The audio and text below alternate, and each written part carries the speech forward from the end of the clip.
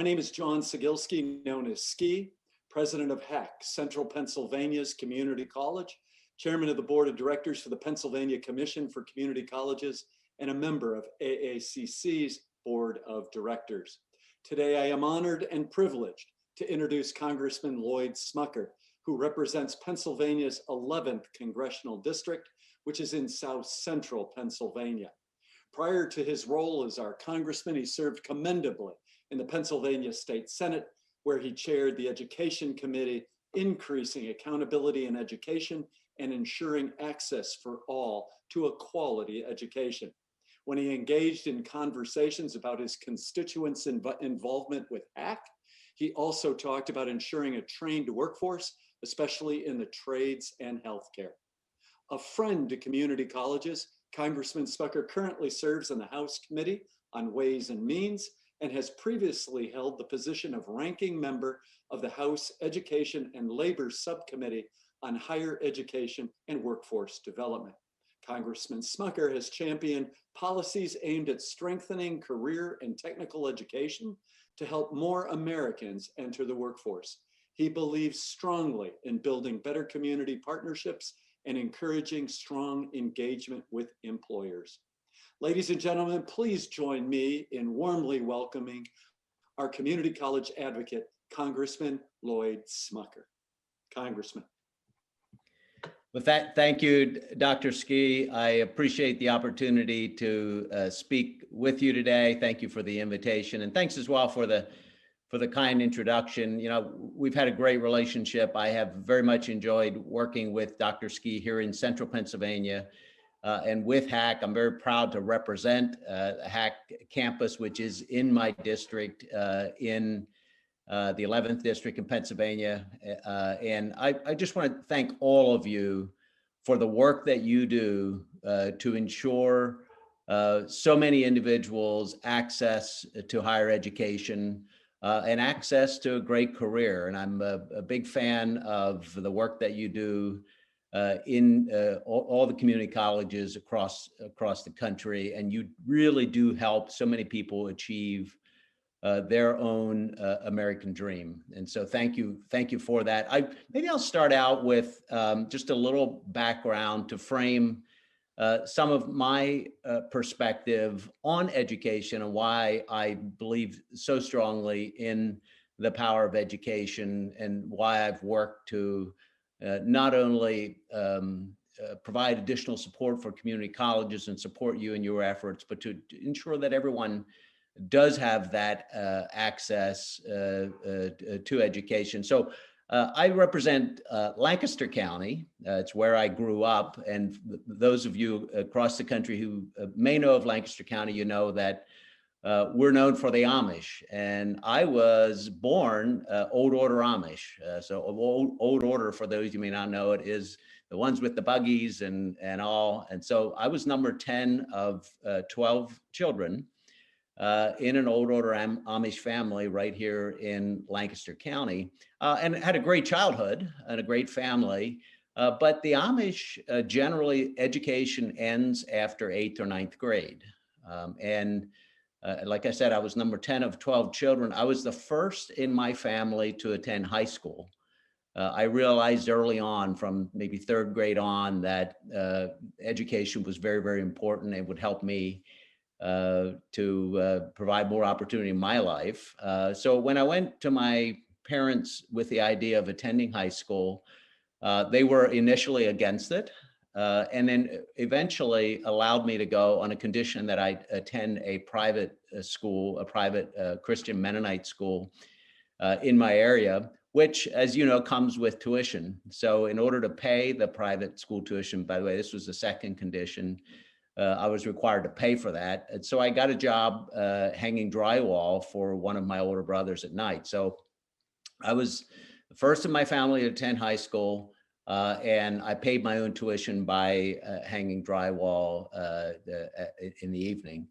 I graduated at 17 years old, and then purchased that small company from my older brother and operated the business out of a spare bedroom in my parents' home. Now, when I tell that story, people ask me, why, how could you possibly have had a spare bedroom with 12 kids? Remember, I was number 10, so there were some that were out of the house by now. But reason I say that, then I ended up going to college, but as a non-traditional student. So I operated this business for about 25 years. We grew it into a regional leader in the type of construction that we were doing, wall and ceiling commercial contracting, with several hundred employees. But I attribute that not only to the high school education, but then I took college classes at night. So I was a non-traditional student, and many of your students are in that same, are non-traditional students as well. But for me, it was a great opportunity because I was taking what I learned in class at night, and I was directly applying it to my business the next day. So really, it was the earn while you learn model that worked very, very well for me and helped me to be a successful business owner as well. And with all of that knowledge, as I said, grew that business to employ several hundred people and helped me to achieve my own American dream, and created many jobs, family sustaining jobs for hundreds of individuals. These are the kind of opportunities. And by the way, I share that story just to give you some background, but also, there are stories like that all across the district that I represent, all across our communities, across the country. And I believe that we must continue to provide opportunities for everyone who is yearning to work hard, to achieve success. And as I mentioned earlier, the Community College Network offers that on-ramp towards achieving that kind of success for millions and millions of students. So again, thank you. The work that you do is critically important, and I certainly appreciate it. I also know that COVID-19, the pandemic, has forced all of you, the entire higher education community, to completely adapt and really to pivot on the models of delivery that through which you provided your education. And it's required you to do that overnight, really, very, very quickly. So we know that this has presented immense challenges. You've had to do everything from retrofitting facilities to create a safe learning environment, to keeping students enrolled and moving towards completion. And it's also provided additional challenge for students who have unexpected financial needs as well. We know that the challenges are continuing to persist, which is why last year I supported the numerous COVID relief packages, the legislative packages that we put in place, and was happy to see that funding for higher education was included in that. But the challenges also present new opportunities as well. Last Congress, as Ski had mentioned, I had the honor of serving as the ranking member on the subcommittee on higher education and workforce investment.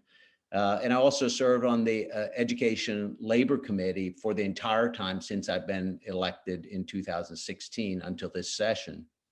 And during my time as ranking member, and even going back to my time in the state Senate as chair of the Education Committee there, my top goal was to find ways to build relationships between the higher education community and the business community in order to provide better opportunities to develop work-based learning, to develop a career and technical education, and to develop apprenticeship opportunities.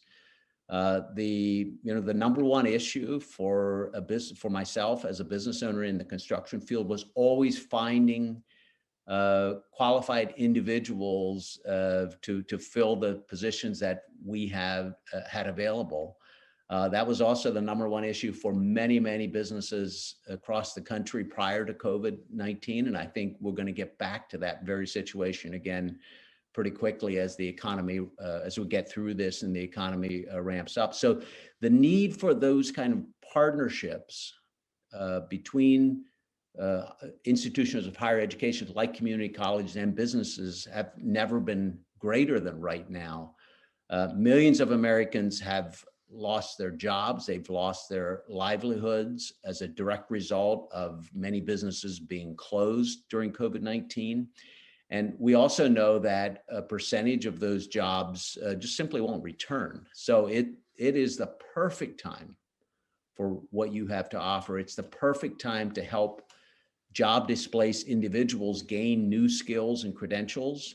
And you're certainly in a prime position to fulfill those community needs and to reach out and help these impacted individuals without being cost prohibitive, providing it at a price point that many people can't afford. I was pleased to see some higher education provisions included in the COVID package that we passed in December, including the increase to the Pell Grant. And I just want to say, as we continue working to help those who've been economically impacted by the pandemic, as we help them to work towards financial stability, I believe it's absolutely important to look at ways that we can continue to ensure that your programs remain affordable and accessible. And I think Ski had mentioned, I've now just started out in a new position on the House Ways and Means Committee, and I'm looking into ways that we can help improve college affordability through the tax code, which runs through that committee. From incentivizing partnerships for skills training between employers and colleges to promoting student participation for those with the highest needs through tax credits like the American Opportunity Tax Credit.